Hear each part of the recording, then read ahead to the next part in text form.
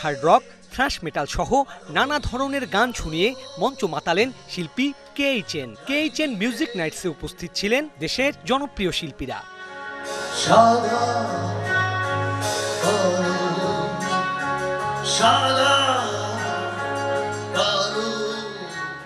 এদিকে KHN এর প্রাণভোমরা কামরুল হাসান নাসিম জানান, প্রযোজনা সংস্থা বৈষ্টমীর সাথে তিনি স্বাক্ষর করেছেন একটি চুক্তি। ঢাকা সহ 8টি বিভাগীয় শহরে দেশের জনপ্রিয় ব্যান্ডগুলোকে সাথে নিয়ে পারফর্ম করবেন KHN। সাহিত্য সংস্কৃতির সকল শাখায় বিচরণ করবার পর মনে হলো যে সঙ্গীতের শাখায় আমার কিছু দেওয়া হচ্ছে না। তখন আমি গানে এলাম, নিজেও লিখছি, সুর করছি। তো এরকম জায়গা থেকে আপনাদেরকে নতুন প্রজন্মের জন্য বার্তা রাখতে হবে।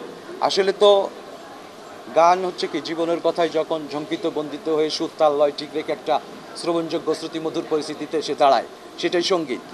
এখন আমি সাধারণত কৃত্রিম পন্থাই শোনাতে চাই না।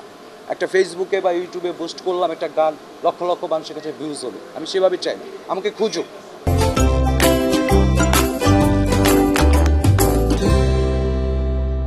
এখন পারফর্ম করতে হবে, আলটিমেটলি আমার বৈশ্বিক পর্যায়ে কাজ করতে হবে, কারণ আমরা একমাত্র সঙ্গীত দিয়েই সারা পৃথিবীতে চলে যেতে পারতাম।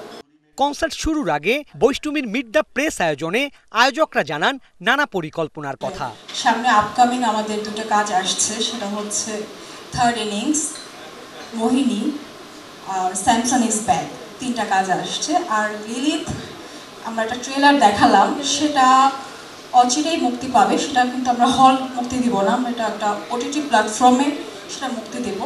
আমরা একটা চুক্তিবদ্ধ হয়েছি KHN এর সাথে, সেটা হচ্ছে তার 1টা বছর এই আজকেটা সহ টোটাল 8টি কনসার্ট সে আমাদের জন্য করবে। আর এছাড়া আমরা দেশের যত বড় ব্যান্ডগুলো আছে তাদেরকেও আমরা মূল্যায়নের জায়গায় রাখবো, তাদেরকেও আমরা কাজ করবো। সেই সাথে আর্ট ফিল্ম ঘরানার চলচ্চিত্র লিলিত এই বছরেই মুক্তি পাবে বলে জানান আয়োজকেরা। Sourav Bappa, DBC news, Dhaka.